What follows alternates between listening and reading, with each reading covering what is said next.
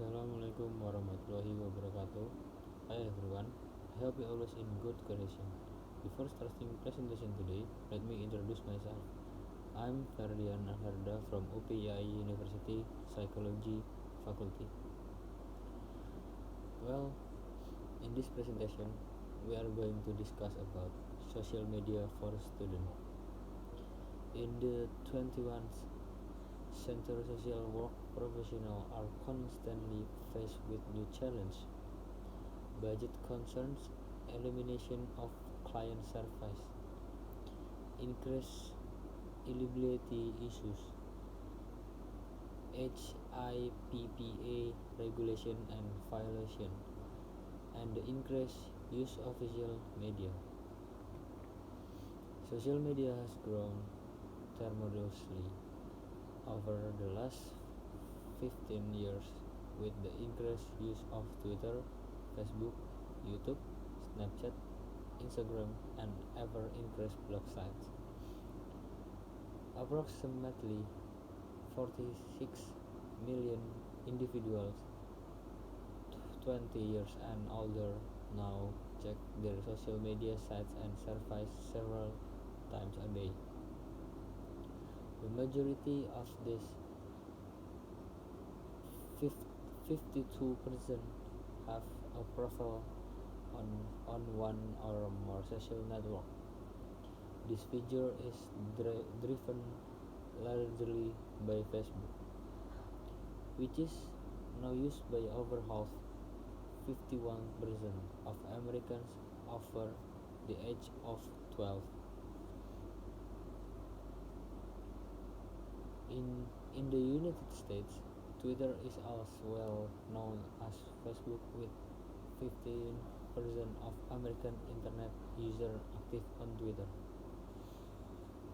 As as a social work intern place in a human service organization, you will come into contact with many individuals that utilize social media for various reasons.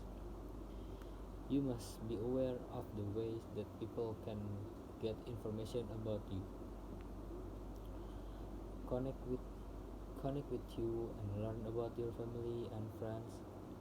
It is important that you begin at this point to look at social media not only from a personal perspective but from a professional one. Your professional image ex- your professional image extends beyond the cycle setting of your field agency. Client and staff of the agency will be able to view you as you are present and as you present yourself through social media. Your professional self must be guided by social work value and ethic, and this responsibility extend to the virtual world and technological world. There are issues that should always remember when using social media. 1. Socializing with peers in a social setting may result in picture and reference taken within the context of a relaxed and friendly atmosphere that are posted by a friend who has not set his or her profile to private. 2. Identity relevant information that can be easily disseminated through social network sites and then shared with large and unknown number of people and groups, including clients, employees, current or future, colleagues, and professional peers. 3. Sharing content and statement online may fall into the category of unprofessional behavior and can reflect poorly on students, affiliate institutions, and the profession, as well as damaging client relationship. A social work student You should follow the NASW Code of Ethics.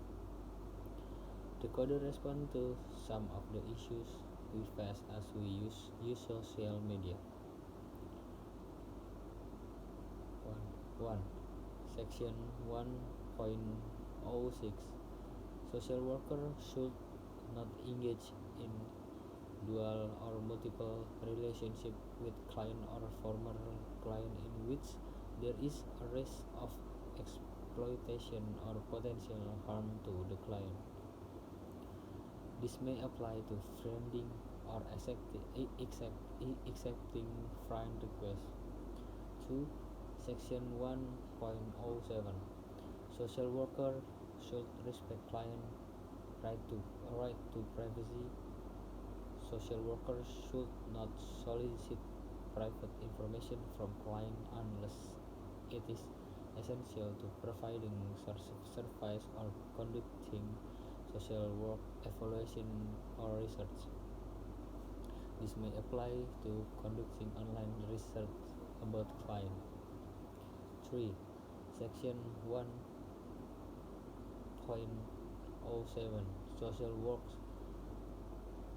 Social workers should take precautions to ensure and maintain the confidentiality of information transmitted to other parties through the use of computers, electronic mail, fax mail machine, telephone and telephone answering machine, and other electronic or computer technology. This cloud of identifying information should be avoided whenever possible. Make sure there is confidentiality at both the sender and receiver end. 4. Section 4.06 Social works should make clear distinctions between statement made and action engagement in as a private individual and a representative of the social work profession, a professional social work organization, or the social work implying agency. Clearly separate your identity as an individual from your identity as professional or in connection with your placement agency as appropriate when connecting or posting on blogs, social media sites. Protect relevant personal information that can be shared with others. What can you do? Below are some suggestions that a student can do to protect their client, their agency, their school, and themselves. 1. Set your personal information, picture and comment on private setting. 2. Use a pseudonym as your identification on social media sites and connect to any comment you may make on blogs. 3. Google yourself to see what comes up. 4. Recognize that inappropriate and professional photos, comment and reference that your post or posted by others can interface with your professional credibility and can damage your professional reputation. Take steps to minimize or eliminate any risk to you associated with this. 5. Keep your social work student status in mind when commenting on any sites. 6. Keep your agency, client population, and the schools of social welfare in mind when commenting on any sites. 7. Know the person you are friending and don't friend past or present client and or their families. Social media may also be used in exciting ways to connect with other social work students, social work professionals, social justice issues, and human service causes. My you placement site may have a web page or blog. These sites can and should be until by you use them appropriately and with your future social work professional status in mind. Talk to your field instructor about the following issues. 1. Does your placement agency have policy about the use of social media? 2. How much and what type of personal information is shared with former and current client? 3. How much and what type of personal information is shared with agency staff and colleges? 4.